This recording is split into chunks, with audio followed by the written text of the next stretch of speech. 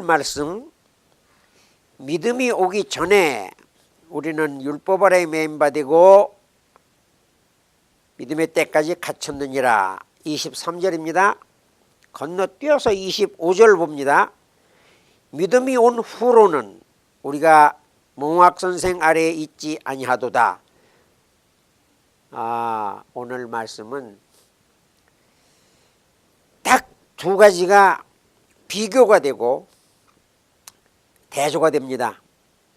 23절을 처음에 뭐예요? 믿음이 오기 전에. 25절로 내려갔더니 믿음이 온 후로는, 그러니까 성형외과나 또 이 가발 쓴 거, 머리 손질한 것을 before, after 이렇게 사진이 이렇게 텔레비 선전에 나오는 것처럼 믿음이 오기 전과 믿음이 온 후 상태를 갈라디아서에서 바울은 우리에게 설명해 주고 계십니다.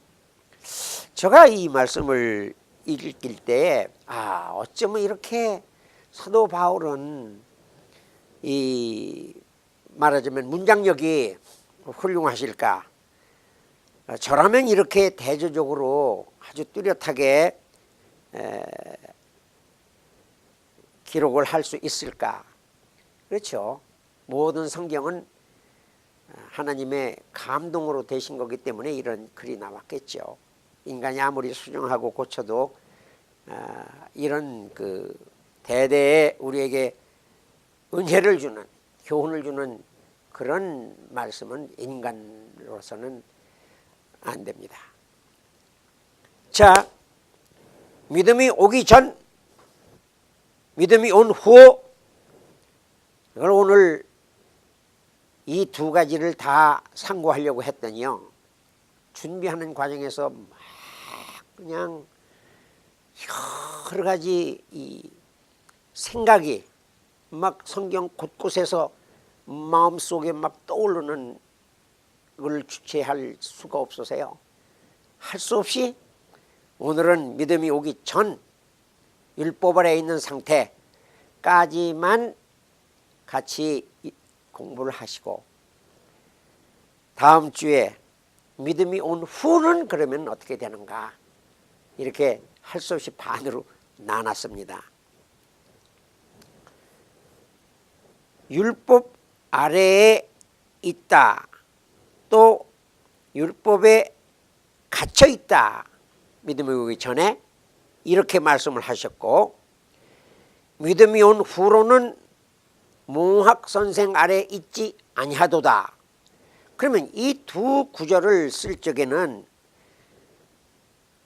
처음에 우리에게 믿음이 오기 전에는 우리가 초등교사 또는 몽학선생 아래에 있었지만은 믿음이 온 후로는 우리가 몽학선생 아래에 있지 아니하도, 이렇게 이 얘기를 해 주셔야 되는데, 믿음이 오기 전에는 율법에 대해서 말씀을 하시더니 믿음이 온 후로는 갑작스럽게 우리에게 생소한, 요즘 아이들에게 잘 쓰여지지 않는 몽학선생이라는 말이 옛날 개혁 성경에는 나와 있고요, 지금은 다행히 개혁 개정 한글판에는 초등교사라고 풀어 써줬습니다. 역시 아주 번역된 오래된 성경은 이 요즘 젊은이들한테는 난해하더라고요. 우리 아이들도 잘 몰라서 제가 설명을 하는 구절이 가끔 있는데요, 대개 한자에서 나오는 겁니다. 그래요. 저도 옛날 사람이지만 몽학선생이라는 말을 듣고 참 언뜻 이렇게 이해가 오질 않았습니다. 우리는 몽이라는 말을 들으면 대개 꿈몽자를 잘 연상하는데요, 이 한자를 보시면은 꿈몽자가 아니고요,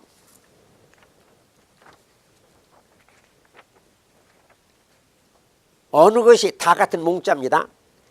어느 것이 꿈몽자고 그 다음 몽학선생이라고 한 이 여러분들이 보실 때 오른쪽 글은 무슨 자일까요? 예, 꿈몽자는 여러분들이 아시는 왼쪽에 있습니다. 왼쪽에 있는 것이 꿈몽자고요. 이 오른쪽에 있는 자가 오늘 말씀하시는 몽학 선생입니다. 이 두 번째 몽자는요, 계몽한다. 그런 말씀은 여러분들께서 들었었던 것처럼 어둡다는 뜻을 나타나고 있습니다. 어두울 몽, 그리고 어릴 몽자도 돼요. 그래서 몽학이라는 말은 어린아이 학문 그런 뜻입니다. 그래서 몽학선생이라는 말은 초등교사, 그러니까 어린아이를 가르치는 분을 몽학선생이라고 그래요. 그런데 이 말의 원뜻은 헬라어의 그 파이다고고스라는 말에서 나왔는데요. 영어에서도 이 페다고기는 잘 쓰질 않지만 독일어에서는 그대로 그 말을 사용을 해가지고 사범학교를 페다고기셔 혹슐레 이렇게 그대로는 사용을 하고 있더라고요. 힐라어에서 그대로 따와가지고. 그런데요, 이 초등학교 교사를 우리들이 연상하면서 이 말씀을 읽어볼 적에는 이때의 이 히랍에서 이 말이 나왔던 것은 그 사람들은 이미 노예를 알렉산더가 크게 국가 세력을 확장하고 난 다음에 노예를 잡은 사람들로 하여금 집안일을 시키고 또는 국가일도 시키고 자기들은 철학이나 다른 학문의 연구를 했잖아요. 그때에 그 자기들의 집에 있는 여러 종들 중에 좀 신실한 사람을 골라가지고 그 아이를 학교를 데리고 갔다가 또 학교 끝나면 데리고 오는 그런 역할을 맡긴 사람이 이 몽학 선생이었었습니다. 초등교사였었어요. 그러니까 얘는 이 아이들을 6살 때부터 유치원서부터 다니기 시작해가지고 16살쯤에 돼서 이제 그 일이 끝나면 자기는 다시 종의 신분으로 왔었는데 한 12년간을 이 아이를 매일 학교를 데리고 갔다 데리고 오는 이런 사람을 가지고 몽학 선생이라고 그랬습니다. 그러니까 이 몽학 선생은 아이를 데리고 다니면서 그냥 그렇게 그 왔다 갔다 심부름만 하는 게 아니고 아이가 크면서 넌 그러면 안 돼, 그런 건 해서는 안 돼, 이렇게 해야 돼, 이런 이야기를 많이 일러주었겠지요. 그렇기 때문에 우리가 믿음 생활을 하면서도 처음에 시작할 적에는 율법에 의해서 하여야 할 것, 해서는 안 될 것들이 우리에게 엄청 많이 나타나게 되는 걸 경험하셨을 줄로 믿습니다. 율법이라는 건 그렇기 때문에 원래는 우리의 마음에 하나님께서 주신 거였었지만은 양심으로 대신 받고 말할 수도 있을 거예요. 그러나 모세를 통해서 이스라엘 백성들이 범죄함을 인하여 더해 줬다고 갈라디아서 그 우리 본문 19절에 있습니다. 오늘 본문 3장 19절에 있어요. 그런즉 율법은 무엇이냐? 범법함으로 더하여진 것이라. 천사들을 통하여 준 한 중보자의 손으로 베푸신 것인데 약속하신 자손이 오시기까지 있을 것이라. 이스라엘 백성들이 범죄를 하니까 율법에는 뭐예요? 제일 처음에 떠오르는 것이 계명이지요. 10계명, 모럴 언로죠. 그리고 두 번째는 예법, 제사를 드리는 법이죠. 번제를 드릴 적에는 흠없는 몇 년 된 소를 가지고 와라. 어떤 때는 염소를 가지고 와라. 그리고 가죽을 벗겨라. 각을 떠라. 또 누룩은 기름, 꿀 이런 거는 절대 첨가하지 말라. 모든 기름은 다 하나님께 속한 것이니까 기름은 꼭 다른 데에만 사용한다. 아주 복잡한 규례가 많이 있습니다. 아시는 대로 살인하지 말라, 간음하지 말라, 안식일을 지켜라, 탐내지 마라, 이런 것들이 다 우리에게 준 이유는 이 몽학 선생의 아이를 데리고 갈 적에 선생님 나 저거 좀 사 먹고 싶은데요. 안 돼. 그런 거 먹으면 먹지 말라고 그랬어 주인이. 이런 얘기만 하는 거예요. 우리 몽학 선생이 나를 데리고 학교를 가면서. 그렇게 오래 학교를 다니다 보니까 율법이 하는 일은 뭐냐, 언젠간 우리를 계시될 믿음으로 안내해 준다 하고 오늘 23절에서 말씀을 해 주셨어요. 그러나 그 믿음이 오기 전까지는, 그리스도를 만나기 전까지는 우리는 율법 아래에 첫째 뭐예요? 매인바되고 묶였다는 거죠. 벗어날 수가 없다는 거죠. 그리고 믿음의 때 거기 갇혀 있다고 얘기했어요. 벗어날 수가 없는 거죠. 이 몽학 선생 손에서.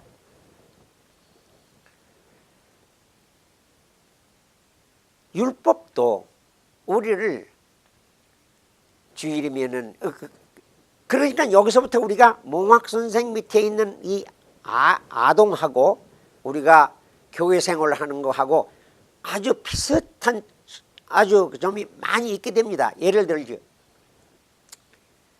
이 어린아이가 오늘 학교 가기 싫어요.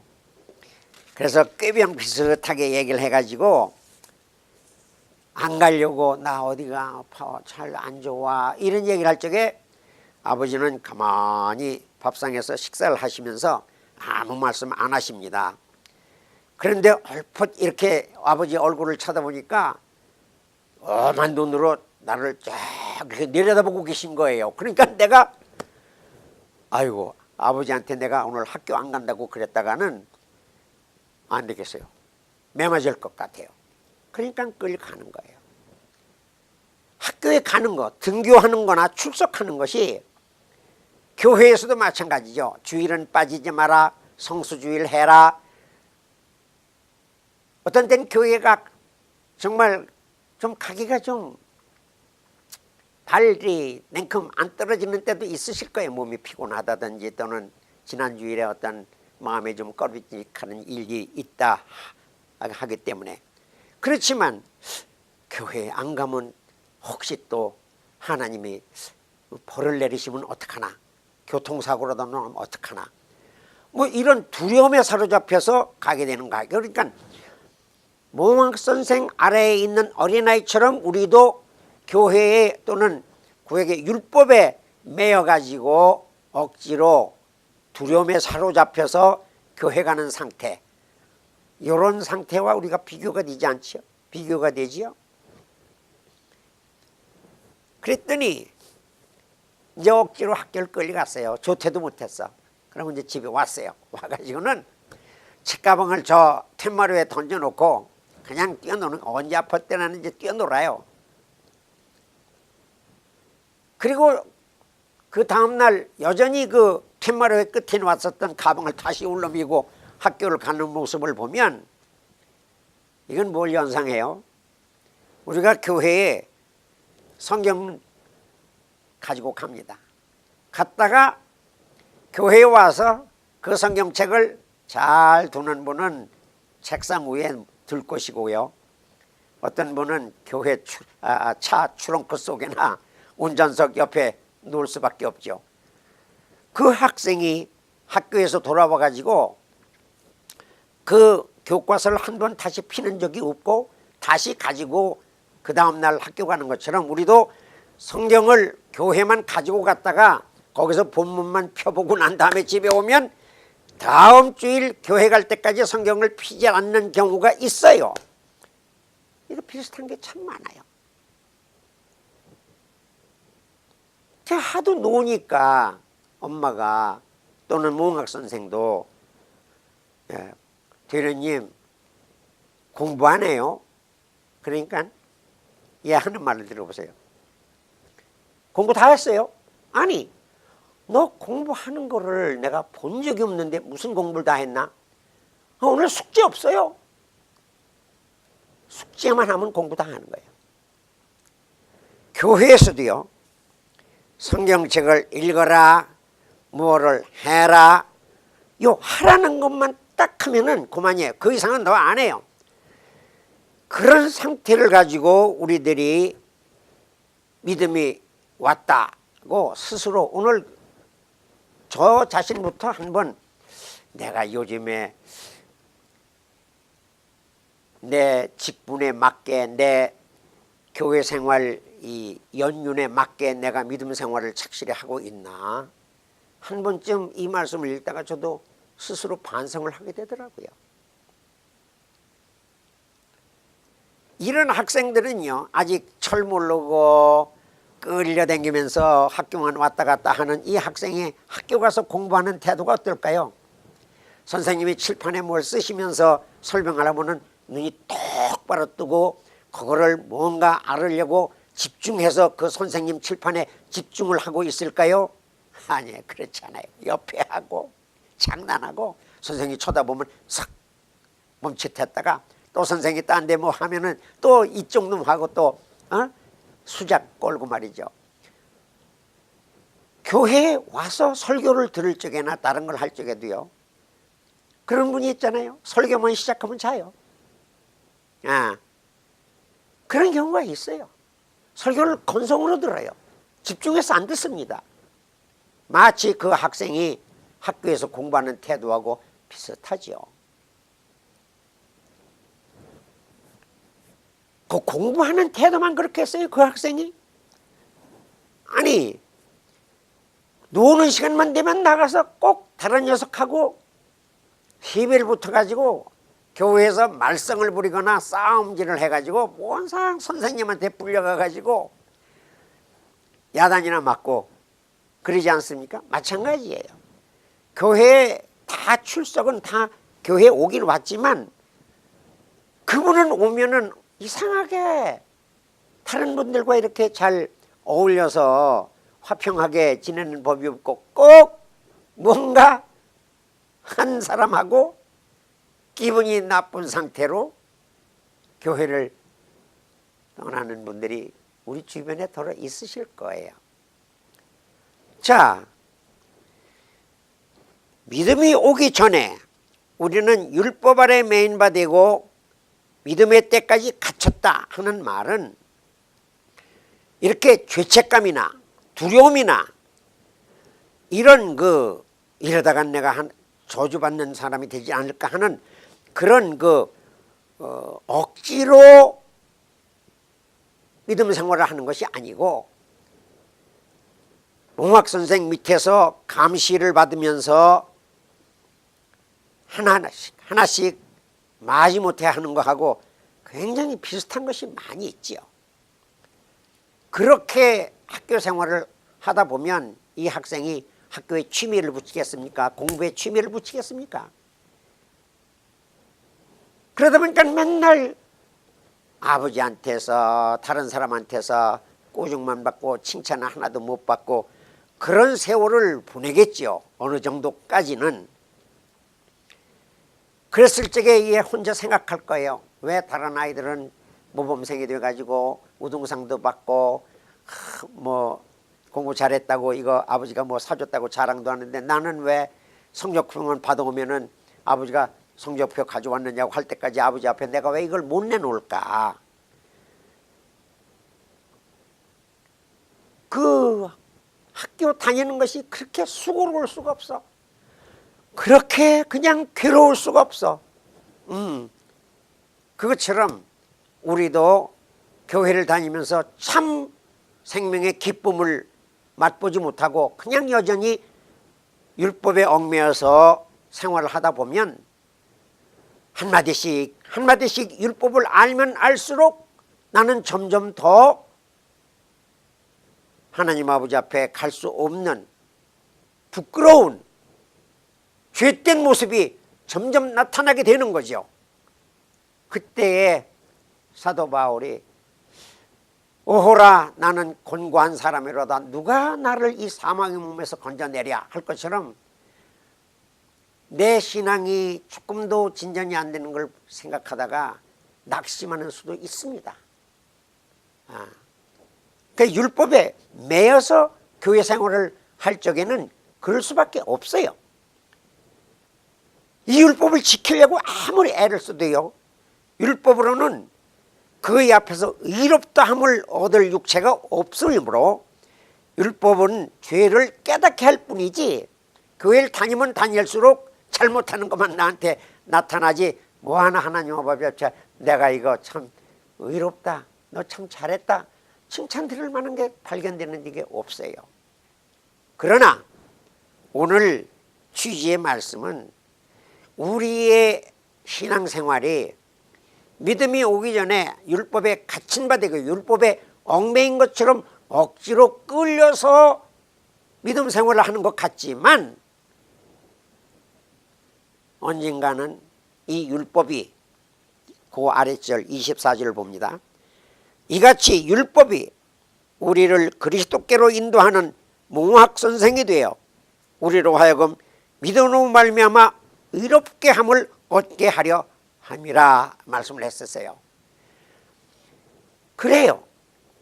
몽학선생에 끌려서 학생의 학교만 왔다 갔다 하는 것 같더니 어느 날 이 녀석이 책상 앞에 붙어 있더라고요.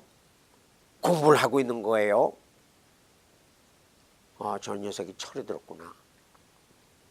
그러더니 그다음부터는 애들이 뭐 바깥에서 놀자고 소리를 부르고 뭐 이름을 불러도 안 나가요. 그러고 공부만 하더라고요. 그것처럼 우리도 이 율법에 매여서 교회 생활을 하는 것처럼 보이지만은, 나이롱 신자처럼 옷감은 옷감인데 정자 무명이 아니고 몸에 해로운 나이롱 같지만 나이롱 신자라도 왔다 갔다 하다 보면 어느새 믿음이 들어오게 됩니다. 그래서 몽학선생처럼 율법이 나를 그리스도께로 인도한다 하는 말씀이 24절이에요. 그 후 믿음이 온 후로 우리는 수동교사에서 벗어났다, 그것이 말씀이죠. 이건 다음 주일에 말씀을 드릴 거죠. 여러분들의 지금 신앙이 어느 상태에 있는지 저로서는 정확하게는 못 집어내지만 대충은 보면 알아요. 그러나 일일이 실망시켜 드릴 말씀은 제가 안 드리죠. 왜? 아이들을 가르칠 적에요, 넌 왜 그러니? 넌 왜 하는 게 하나도 그러냐? 그래서 자꾸 이렇게 지청고만 하고 꾸중만 하면요, 애가 점점 주눅이 들어가지고요, 스스로 어깨를 펴질 못해요. 집에서도 그렇고 나가서도 그래요. 아니에요. 그 아이가 몽학선생에서부터 벗어날 쯤이 돼가지고 그리스도께로 인도함을 받게 되면은 그때는 우리가 믿음이 옵니다.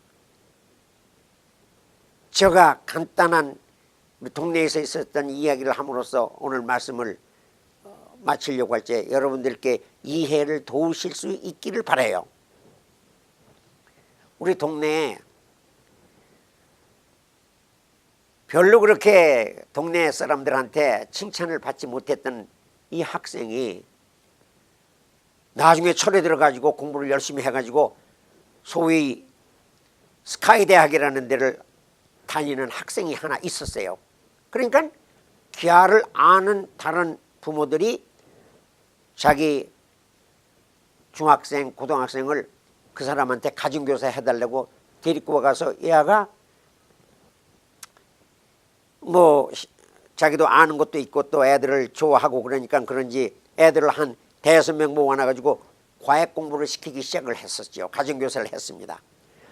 그랬는데 이 가만히 내가 옆에서 보니까 그냥 아이들에게 영어 단어를 그냥 주입식으로 그냥 막 강제로 외우다시피 막 때려 넣더라고요. 예를 들면 애플 하면은 선생님 애플 하면은 애들은 사과, 뭐 또 해피니스 하면은 여기서는 행복, 여기는 또 다른 이 영어 단어를 하면은 바로 한글로 얘기를 하게 하다가 그 다음에 이 선생님이 반대로 얘기를 해요. 이제는 사과 하면 이쪽에서는 애플, 또는 또 뭐 행복 하면 해피니스, 이런 식으로 주거니 받거니 주거니 받거니 한참 하다가 그 다음에 딴 공부를 조금 시키더니만은 그중 가운데 어떤 학생 부모가 어느 날은 그 선생을 찾아왔어요. 선물을 가지고.